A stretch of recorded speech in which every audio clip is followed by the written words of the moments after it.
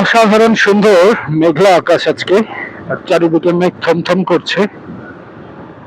ঢাকার বাতাসে বেশ হিমেল হাওয়া, যথেষ্ট ঠান্ডা লাগছে। যখন বিশেষ করে বাইকে রানিং অবস্থায় আছি তখন বেশ ঠান্ডাই লাগছে। আকাশের অবস্থা যতটা ভালোই থাকুক না কেন, মাটির অবস্থা খুব একটা ভালো।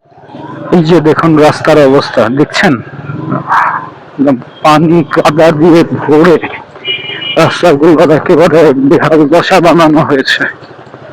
এগুলো অনেক বছর হয়ে গেল এগুলো আমরা দেখছি।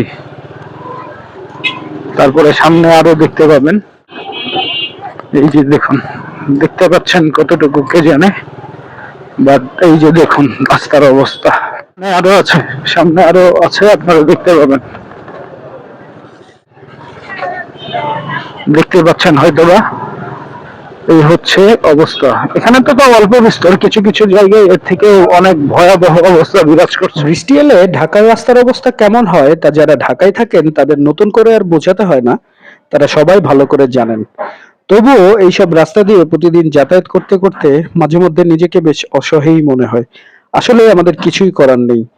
মাসে মাসে ইনকাম ট্যাক্স দিচ্ছি, বিভিন্নভাবে প্রত্যক্ষ পরোক্ষ ভ্যাট দিচ্ছি, কিন্তু এইসব জনগণের যে দুর্ভোগ এইসব কোনোভাবেই আসলে কমছে না।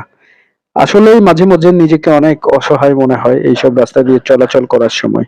এটা কি একটা রাজধানীর রাস্তা হতে পারে? যাই হোক, যারা নিয়মিত বাইক চালান তারা ঢাকা সহ বিভিন্ন জায়গার এই ধরনের রাস্তা থেকে খুব সাবধানে থাকবেন, নিরাপদে রাইড করবেন। এই সমস্ত রাস্তা দুর্ঘটনার অন্যতম ভয়াবহ কারণ।